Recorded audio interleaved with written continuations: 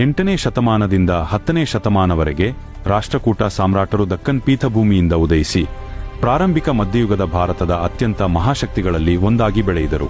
ಇಂದಿನ ಕರ್ನಾಟಕದಲ್ಲಿರುವ ತಮ್ಮ ರಾಜಧಾನಿ ಮಾನ್ಯಕೇಟದಿಂದ ದಂತಿದುರ್ಗ, ಧ್ರುವ, ಧಾರಾವರ್ಷ ಮತ್ತು ಅಮೋಘವರ್ಷ ಪ್ರಥಮ ಮುಂತಾದ ರಾಜರು ತಮ್ಮ ಪ್ರಭಾವವನ್ನು ಉಪಖಂಡದ ಬಹುಭಾಗದ ಮೇಲೆ ವಿಸ್ತರಿಸಿದರು ಮತ್ತು ಕೆಲವೊಮ್ಮೆ ಉತ್ತರ ಭಾರತದ ಮಹಾರಾಜ್ಯಗಳನ್ನು ಸವಾಲು ಹಾಕಿದರು. ಅವರ ಸೇನೆಗಳು ಸಮತಟ್ಟುಗಳು ಮತ್ತು ನದೀ ತಟಗಳನ್ನು ದಾಟಿ ಸಾಗುತ್ತಿದ್ದರೆ ಅವರ ಆಡಳಿತವು ಭಾರತವನ್ನು ಅರೇಬಿಯಾ ಮತ್ತು ದಕ್ಷಿಣ ಪೂರ್ವ ಏಷ್ಯಾದೊಂದಿಗೆ ಸಂಪರ್ಕಿಸುವ ವ್ಯಾಪಾರ ಮಾರ್ಗಗಳನ್ನು ನಿರ್ವಹಿಸಿತು. ರಾಷ್ಟ್ರಕೂಟರು ಸಂಸ್ಕೃತಿ ಮತ್ತು ವಿದ್ಯಾಭ್ಯಾಸದ ಆಶ್ರಯದಾತರಾಗಿದ್ದರು. ಕವಿಗಳು ಮತ್ತು ಪಂಡಿತರು ಸಂಸ್ಕೃತ ಹಾಗೂ ಕನ್ನಡದಲ್ಲಿ ಸಾಹಿತ್ಯ ರಚಿಸಿದರು ಮತ್ತು ದೇವಾಲಯಗಳು ರಾಜಾಶ್ರಯದಲ್ಲಿ ಅರಳಿದವು. ಅವರ ಅತ್ಯಂತ ಶಾಶ್ವತ ಪರಂಪರೆ ಎಲ್ಲೋರಾದಲ್ಲಿ ಕಾಣಿಸುತ್ತದೆ. ಅಲ್ಲಿ ಕೈಲಾಸ ದೇವಸ್ಥಾನವನ್ನು ಒಂದು ಏಕಶಿಲಾ ಪರ್ವತದಿಂದಲೇ ಕತ್ತಲಾಗಿದೆ. ಅದು ಅಭಿಯಂತ್ರಣ ಮತ್ತು ಭಕ್ತಿಯ ಅದ್ಭುತ ಕೃತಿ.